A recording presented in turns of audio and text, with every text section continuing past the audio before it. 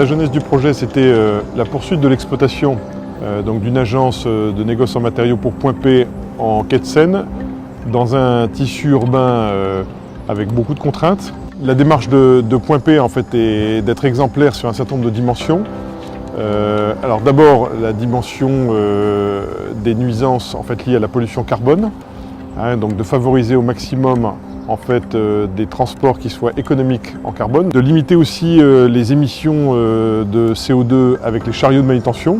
Tous les chariots ici sont chariots électriques, ce qui est un avantage à la fois pour le CO2 mais aussi pour le bruit et aussi pour la santé des collaborateurs. Anciennement, on était dans des Algeco, aujourd'hui on a un vrai bâtiment et même au niveau des conditions de travail, au niveau de la poussière, aujourd'hui on est sur des engins qui sont tout électriques. On a un nettoyage journalier de la poussière, donc c'est vrai qu'en termes de conditions de santé et de travail, ça n'a rien à voir avec l'ancien. Ce que j'aime dans ce bâtiment, c'est qu'il est constitué de plusieurs bâtiments. Donc il fabrique une sorte de petite ville sur un site portuaire qui en plus subit les crues. Il fallait trouver des matériaux qui soient stables et qui ne perdent pas particulièrement de leur qualité. Alors la grande réussite de l'agence Point P Javel, c'est d'avoir pu réaliser un projet à caractère industriel sur un port urbain pour lequel l'insertion environnementale et patrimoniale était fondamentale et qui intègre également des enjeux d'ouverture au public, notamment grâce à la réalisation d'aménagements en accompagnement d'une promenade bord à quai sur l'ensemble du linéaire. Moi je dois dire, et comme de nombreux autres riverains qui m'en ont témoigné, nous sommes très satisfaits de la réalisation de Point P sur ce quai. Le bâtiment est d'une couleur bois qui se confond très bien avec le fond qui est celui du parc André Citroën.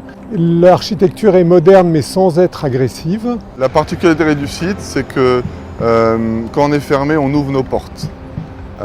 Traditionnellement, dans nos agences, on ferme tout une fois qu'on arrête notre activité. Nous, c'est le contraire. Tous les espaces extérieurs sont libres accès aux riverains, aussi bien le soir après notre fermeture que pendant les week-ends. Je venais par hasard, je n'avais pas prévu de m'asseoir sur ce transat et je l'ai trouvé là. Je me suis dit qu'il est bien exposé, c'est agréable, il y a l'eau juste à côté, donc parfait pour prendre un bain de soleil avec un livre. Ça laisse de la place aux gens de passer, c'est plus sympa et convivial. Quand il y a le soleil, il y a beaucoup de monde. Et oui, dans le week-end, oui.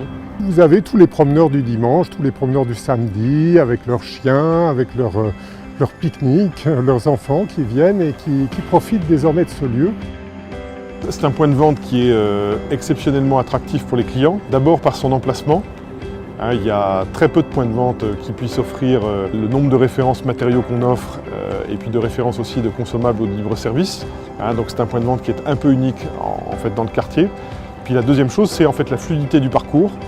On est sur un parcours qui est extrêmement rapide. Alors ce qui est intéressant, c'est qu'on a aussi une proximité entre les équipes, on va dire, de cours et les équipes d'intérieur.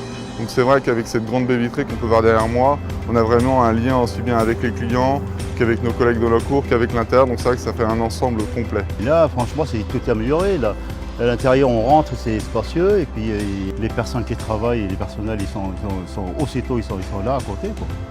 L'installation, les personnels, les revêtements, à côté de la scène. Qu'est-ce qui manque? Il ne manque rien. Se bronzer, c'est tout. Cette réalisation pourra servir de référence effectivement dans le futur pour des nouveaux aménagements industriels en zone urbaine. Ce projet de Javel pour nous, c'est une fierté.